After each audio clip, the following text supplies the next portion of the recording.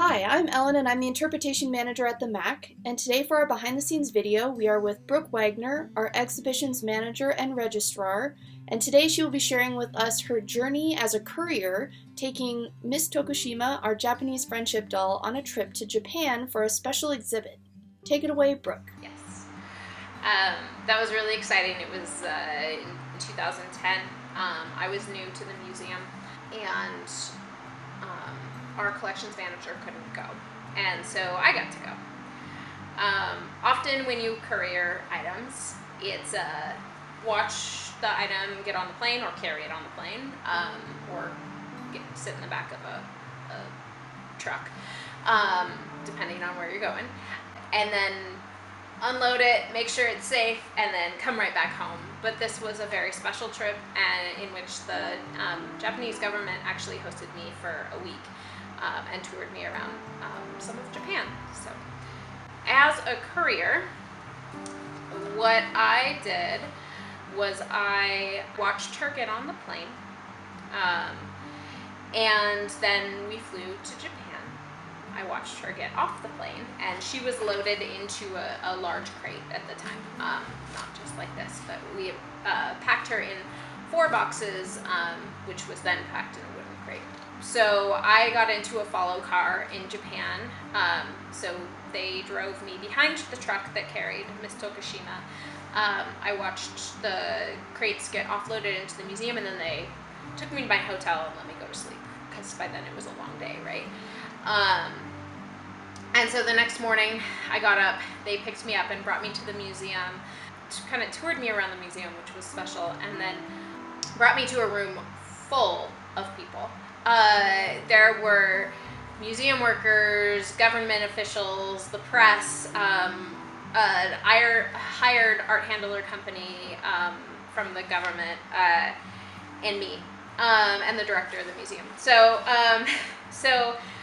what my job there was to unpack Miss Tokushima and perform what's called a condition report on her and all of her parts and pieces and bits. So that involves looking very closely at everything and making sure that nothing has changed since we packed it up. Noting if there's a scratch or anything that may have changed or shifted during transit. I learned a special respect for Miss Tokushima and the ways dolls are kept in Japan. I also got to learn more about where she was made, how she was made, what materials make up her, and even down to the director looked at the bottom of one of the metal pieces that are part of her accoutrements and was like, oh, this is a company in Kyoto who's still in business as a metalsmith. So cool stuff like that we wouldn't have known otherwise. I've got the mirror up there, which on the mount, and that was not something we knew about until we traveled her to Japan. I mentioned that the Japanese government and the museum traveled me around Japan. They also provided me with a guide, Ryoko, who kind of acted as my guide and translator for the whole week, which was amazing because I don't speak any Japanese.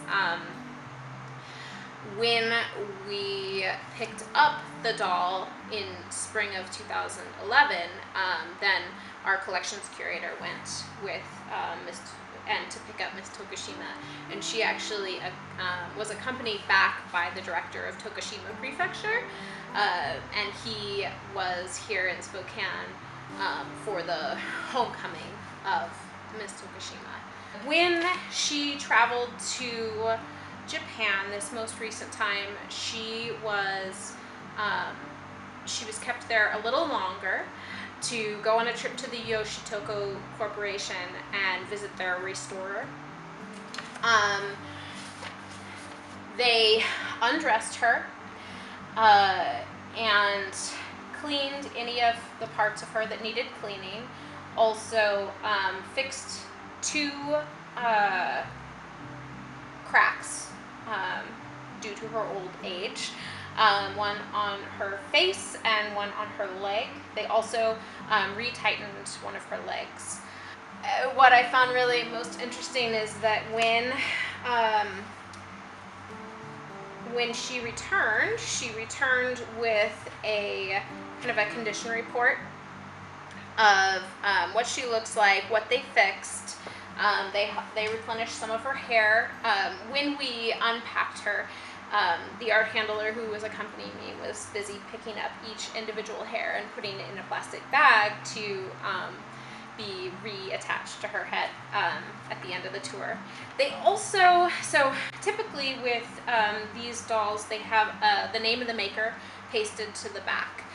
She did not. But when they were restoring her, they found the name of the maker and a newspaper article stuffed inside her body. They are back inside her body, but it was confirmed then that that she was made by one of the best doll makers at Yoshitoko Corporation.